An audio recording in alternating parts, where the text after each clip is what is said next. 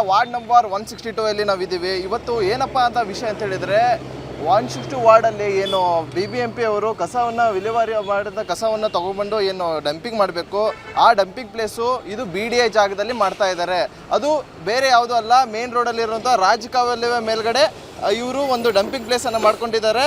ಆಮೇಲೆ ಸಾರ್ವಜನಿಕರು ಇಲ್ಲೇ ಬಸ್ ಸ್ಟಾಪ್ ಇದೆ, ಪಕ್ಕದಲ್ಲಿ ಬಸ್ ಸ್ಟಾಪ್ ಇದೆ, ಸಾರ್ವಜನಿಕರಿಗೂ ತೊಂದರೆ ಆಗ್ತಾ ಇದೆ. ಜೊತೆಗೆ ಅವರು ನೀರು ನೋಡಿ, ಈ ಕಡೆ ನೀರು ಯಾವ ಥರ ನಿಲ್ತಾ ಇದೆ, ಅವರು ಡಂಪಿಂಗ್ ಮಾಡೋದ್ರಿಂದ ಯಾವ ಥರ ನೀರು ಇದ್ರೆ ನಿಲ್ತಾ ಇದೆ.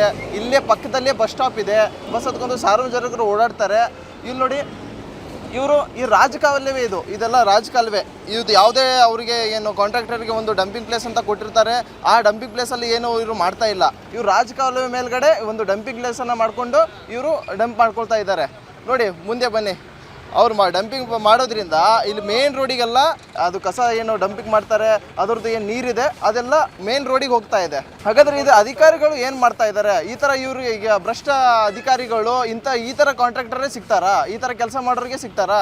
ಮುಂದೆ ಬನ್ನಿ. ಯಾವ ಥರ ಇಲ್ಲಿ ಕಸ ಇನ್ನೂ ಫುಲ್ ಸ್ಮೆಲ್ ಅಂದರೆ ಸ್ಮೆಲ್ಲು. ಇಲ್ಲಿ ಸಾರ್ವಜನಿಕರು ಅಡ್ಡಾಡೋ ಪ್ಲೇಸ್ ಆಗಿದೆ. ಪಕ್ಕದಲ್ಲೇ ಪೆಟ್ರೋಲ್ ಬಂಕ್ ಇದೆ, ಇಲ್ಲಿ ಮೇನ್ ರೋಡ್ ಇದೆ, ಟರ್ನಿಂಗ್ ಇದೆ. ಎಲ್ಲ ಮೇನ್ ರೋಡಲ್ಲೇ ಮಾಡಬೇಕಾ ಇವರು ಡಂಪಿಂಗು? ಇವ್ರಿಗೆ ಸಪ್ರೇಟಾಗಿ ಒಂದು ಪ್ಲೇಸ್ ಅಂತ ಇರಲ್ವಾ? ನೋಡಿ, ಕ್ಯಾಮ್ರಾಮನ್ ತೋರಿಸಿ ಅದನ್ನ.